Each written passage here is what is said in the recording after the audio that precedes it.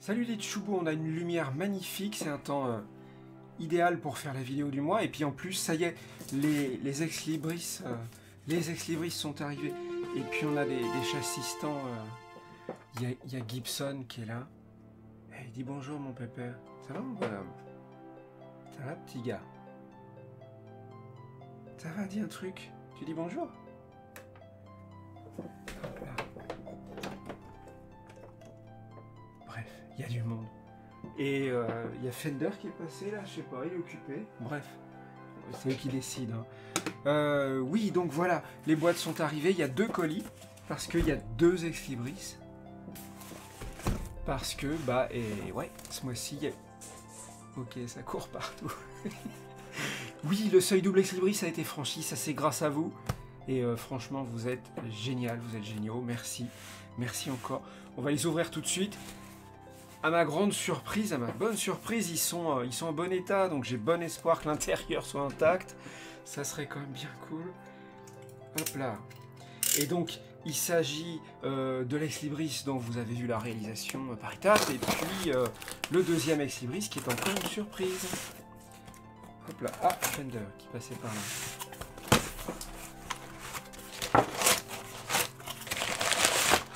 Hop là. Voilà, donc ça, c'est la Bellaminette du mois, qui donc s'appelle... donc il y a deux... Ouais, c'est 2... Hop. Ça a pas l'air comme ça, mais c'est pas de la tarte à extraire. Les colis sont vraiment juste à la taille des... Voilà, des tirages. Non, c'est impeccable. Impeccable, voilà. Les couleurs sont bonnes et tout. Non, c'est bien. Fender. Fender le farceur. Alors voilà, c'est carreau numéro 7, le tirage de l'aquarelle, que j'aurai le plaisir de numéroter signé, vous envoyez par la poste. Donc à toutes les personnes qui m'ont soutenu en mois de juin à partir du niveau de Tchoubou, merci encore. Je vais vous en montrer une quand même, hop. Toc. Ça va mon Gibbs? Ouais, ça a l'air d'aller. Voilà. Alors avec la lumière, bon, c'est pas évident. Puis moi j'arrive jamais à cadrer comme il faut. Mais voilà, vous allez la voir en vrai bientôt. Puis vous pouvez retrouver le scan sur mon blog. Donc pas d'inquiétude. Voilà. Et donc le deuxième ex-libris, la surprise.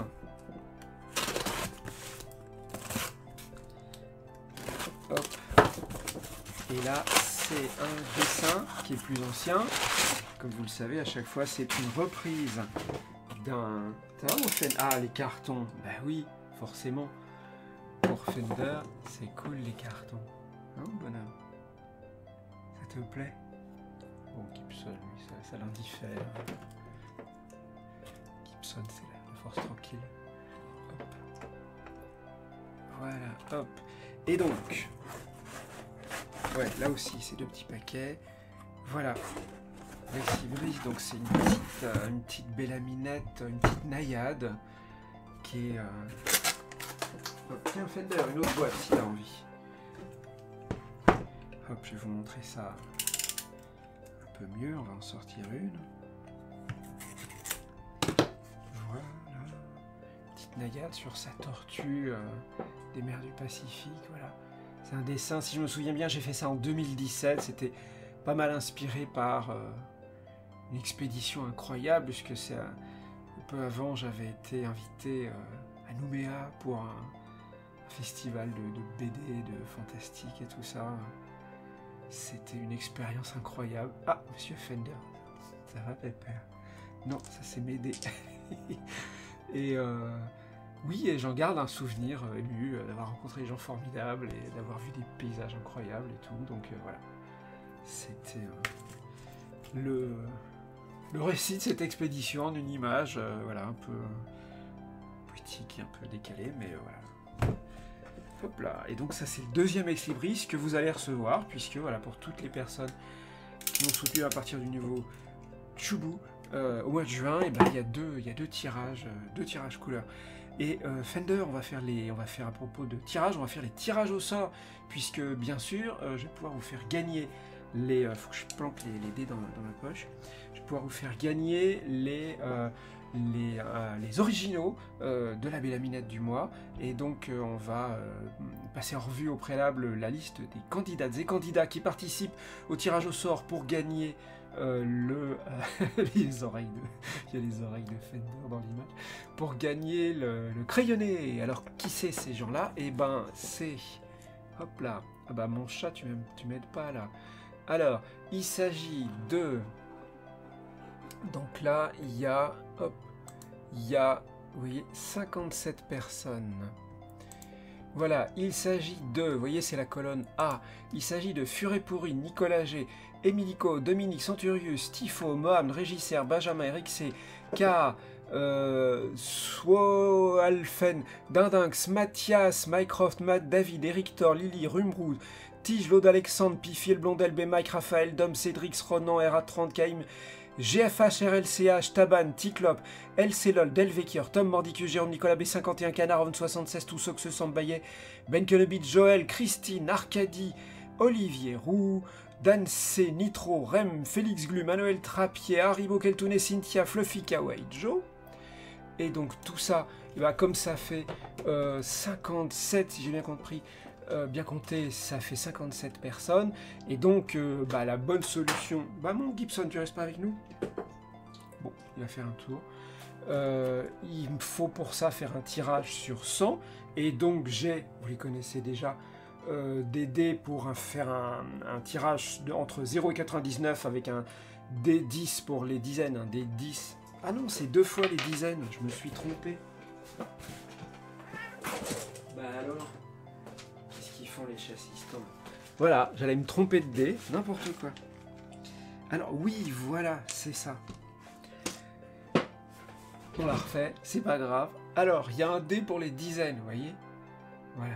Et puis il y a un dé pour les unités.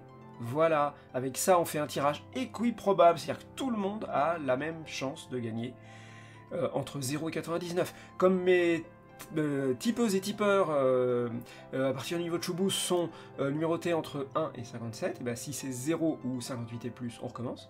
Et puis bah, si c'est entre 1 et 57, on a une gagnante ou un gagnant. Et le tirage, il va se faire dans ma magnifique piste à dés que voilà. Et donc, suspense, attention, c'est parti. Ouais, alors, 50, attends, ouais, là, bien au-dessus, on a un 1 pour les unités, et 50, ah oui, alors avec la lumière, on a des reflets. Voilà, voyez bien, on a un 50, on a 51, bah 51, et bah oui, ça le fait. Alors, qui est numéro 51? 51, c'est Rem. Vous voyez? 51, c'est Rem. Et ben, Rem a gagné l'original du crayonné de Caro numéro 7. Crayonné, comme d'hab, à la mine bleue et à la mine de B. Voilà, on voit un petit peu les recherches, les étapes, les lignes de construction et tout. Voilà. Ça va aller chez un Rem recommandé, enveloppe blindée et tout. J'espère que Rem est content.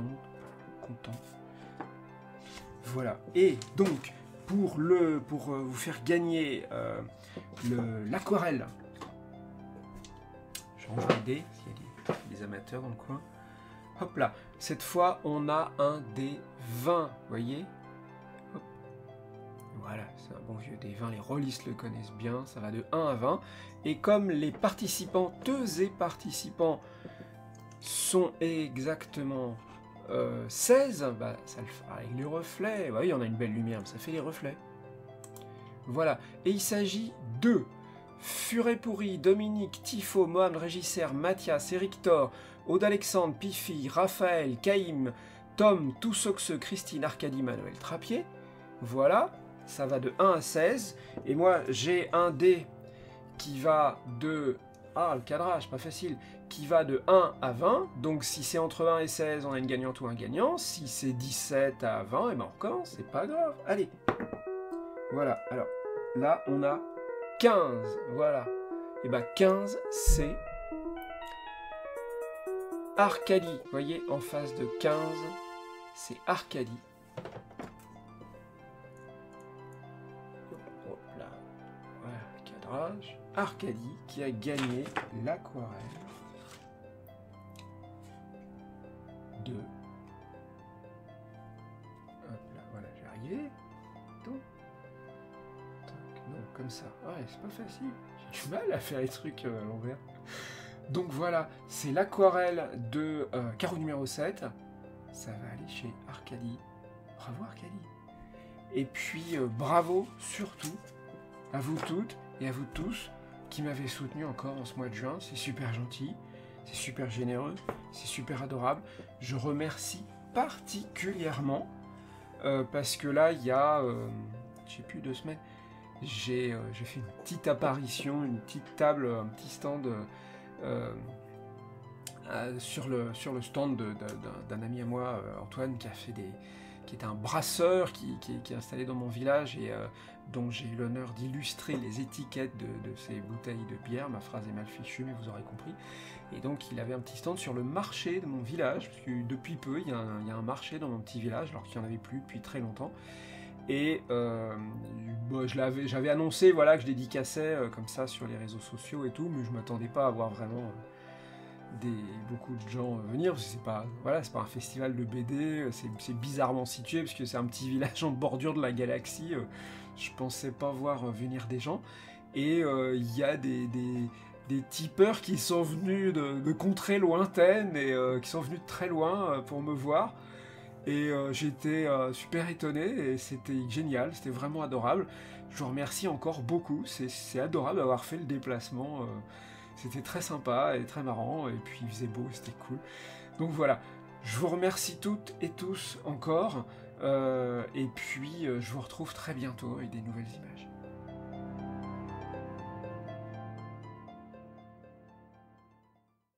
Et attendez, partez pas, j'ai pas encore fait ma petite digression philosophique.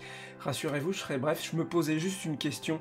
Je me disais, mais si au lieu d'utiliser les intelligences artificielles pour priver de leur gagne-pain les gens qui ont besoin de travailler pour gagner leur vie, on les utilisait plutôt, on consacrait plutôt ces efforts qui sont considérables, hein, c'est quand même pareil au niveau programmation, pour faire des trucs intelligents comme par exemple apprendre à comprendre le langage des animaux, parce que voilà, ça y est, maintenant, c'est pas juste une idée en l'air comme ça, un truc un peu poétique, genre on pourrait parler avec les petits oiseaux et tout, et non, c'est pas ça, c'est que on sait vraiment maintenant que plein d'animaux ont des langages, véritablement, avec un vocabulaire, avec une grammaire, avec des dialectes régionaux, avec des accents, avec des variations dans le temps et des variations géographiques.